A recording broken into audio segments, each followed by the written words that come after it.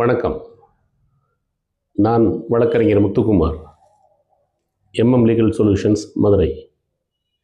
ஒரு வீட்டு உரிமையாளராக உங்கள் வீட்டை வாடகைக்கு விட்டிருக்கிறீர்கள். ஆனால் வாடகைதாரர் பல மாதங்களாக வாடகை தருவதும் இல்லை, வீட்டை காலி செய்ய சொன்னால் காலி செய்வதும் இல்லை என்றால் நீங்கள் என்ன செய்வீர்கள்? மின்சாரத்தை துண்டிப்பதா அல்லது தண்ணீரை நிறுத்துவதா? சட்டப்படி இது தவறு. தமிழ்நாடு அரசு 2019 கொண்டு வந்த புதிய வாடகை மேலாண்மை சட்டம், அதாவது Tamil Nadu regulation of rights and responsibilities of landlords and tenants act 2019 இதற்கான எளிய தீர்வை வழங்குகிறது. முன்பிருந்த வாடகை சட்டத்தில் ஒருவரை வெளியேற்ற பல ஆண்டுகளாகும். ஆனால் இப்போது முறையாக பதிவு செய்யப்பட்ட வாடகை ஒப்பந்தம், ரெண்டல் அக்ரிமெண்ட் உங்களிடம் இருந்தால் நீங்கள் வாடகை நீதிமன்றத்தை, ரெண்ட் கோர்ட் அணுகி மிக குறுகிய காலத்திலேயே வீட்டை மீட்க முடியும். வீட்டு உரிமையாளர்களின் கவனத்திற்கு, இனி வாய்மொழி ஒப்பந்தம் செல்லாது. கண்டிப்பாக எழுத்துப்பூர்வமான ஒரு ஒப்பந்தம் செய்து அதை ஆன்லைனில் பதிவேற்றம் செய்ய வேண்டும். வாடகை தராமை அல்லது ஒப்பந்த காலம் முடிந்து விட்டதை ஆதாரமாக கொண்டு நீங்கள் நீதிமன்றத்தை நாடலாம்.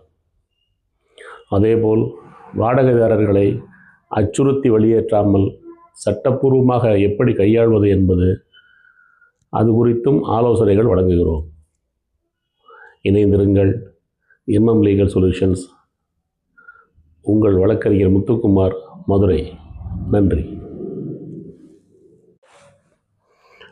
வணக்கம். நான் வழக்கறிஞர் Muthukumar, MM legal solutions, Madurai. ஒரு வீட்டு உரிமையாளராக உங்கள் வீட்டை வாடகைக்கு விட்டிருக்கிறீர்கள். ஆனால் வாடகைதாரர் பல மாதங்களாக வாடகை தருவதும் இல்லை, வீட்டை காலி செய்ய சொன்னால் காலி செய்வதும் இல்லை என்றால் நீங்கள் என்ன செய்வீர்கள்? மின்சாரத்தை துண்டிப்பதா அல்லது தண்ணீரை நிறுத்துவதா? சட்டப்படி இது தவறு. தமிழ்நாடு அரசு 2019 கொண்டு வந்த புதிய வாடகை மேலாண்மை சட்டம், அதாவது Tamil Nadu regulation of rights and responsibilities of landlords and tenants act 2019 இதற்கான எளிய தீர்வை வழங்குகிறது.